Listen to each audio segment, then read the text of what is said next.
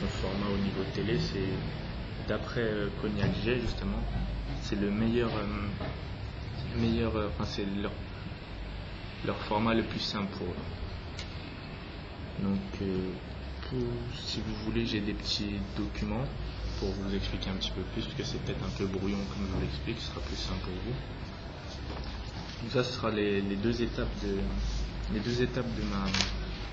de mon projet. Ils sont surtout basés là.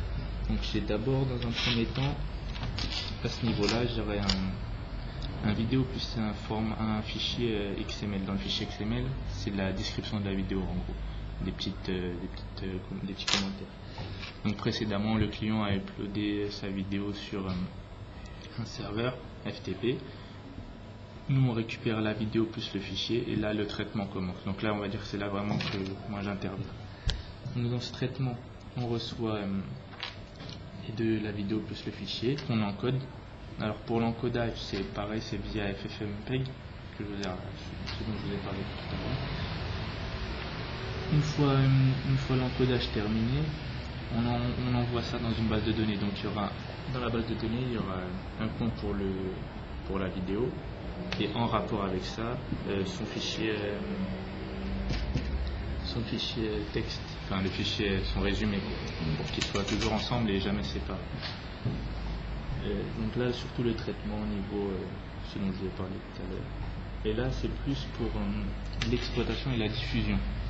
Donc à ce niveau-là, vous avez toujours la base de données où vous avez toutes les vidéos et les fichiers que vous avez mis. Ce niveau-là,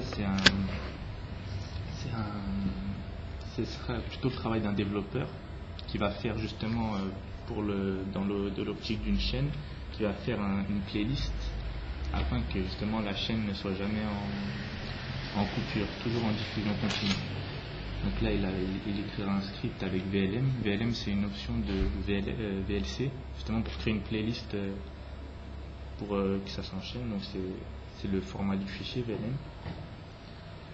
Donc la playlist, il la créera avec un script, histoire qu'elle chaque semaine elle se refasse automatiquement, avec 2-3 émissions phares qui seront toujours placées aux mêmes endroits et le reste qui se fera aléatoirement par rapport aux envois et aux réceptions de vidéos. Donc une fois la playlist faite,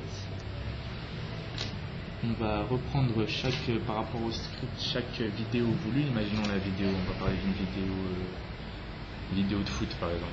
Admettons il y a une émission de foot. Donc dans le script, à un moment où on va faire appel à la vidéo de foot, on repartira chercher dans la base de données où il avait été placé la vidéo et on pourra la diffuser sur le serveur VLC. La diffusion, elle se fait avec une commande. On met d'abord, en gros ça marche, on va sur le serveur VLS, on revient à VLS, on le met en mode diffusion via une ligne de commande aussi que j'ai montré sur ma note de synthèse. On la met en diffusion. Une fois que le serveur est en diffusion, on n'a plus qu'à récupérer via VLC cette fois, le client, donc le lecteur, on n'a plus qu'à récupérer le flux diffusé. C'est là où intervient, on peut dire, la notion de streaming. On envoie la vidéo et le VLC récupère le flux au fur et à mesure. Et à ce moment-là, une fois que ceci est fait, on rebalance le tout, parce que là c'est encore le truc dont je vous dis j'allais y revenir, à Cognac J. Cognac J, c'est une instance qui autrefois s'occupait beaucoup des émissions et tout ça, et là en gros ils sont mis en relation avec Free News justement pour la diffusion. Je ne sais pas si je suis assez clair. En gros, une fois qu'on a fini tout notre travail, on pourrait la balancer directement sur la chaîne. Et Free News, vu qu'ils préfèrent on pourrait dire sous-traiter avec Cognac J, balancer d'abord le flux chez eux. Eux font les vérifications finales, ça j'ai pas trop été au courant, mais en gros il y a encore des vérifications pour voir si elles sont aux normes, s'il n'y a pas de choses peut-être illégales dedans, des propos peut-être quelque chose qui ne serait pas diffusable. Et après eux se chargent de la diffusion finale sur le canal cette fois. Donc voilà en gros l'optique du projet, si on peut la schématiser. Voilà, dans ça on peut dire que c'est un petit peu la présentation globale. J'ai aussi fait quelques analyses, on peut dire, au niveau des temps de traitement et tout ça, sur la consommation en ressources. Donc ça, c'est surtout pour la conversion. La conversion, on peut voir que dans la mémoire vive, la RAM, il y a des pics. En gros, la mémoire libre est représentée ici, et la consommation, c'est par le pic descendant. Donc on voit bien que la mémoire, il n'y a vraiment qu'un moment où le traitement est important, sinon le reste du temps, ça va, quoi. La consommation n'est pas énorme. Pareil pour l'utilisation du processeur.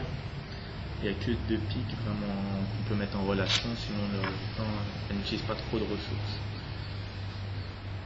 Donc, c'est voilà l'envergure de mon projet. Il est un petit peu, j'espère qu'il était assez clair. Pour conclure, je pourrais dire que j'ai trouvé le projet assez sympathique, surtout au niveau de son attraction. J'ai eu un petit peu des échos de mes camarades. J'avais l'impression que c'était un petit peu plus attractif la VSC que beaucoup de choses techniques et tout ça.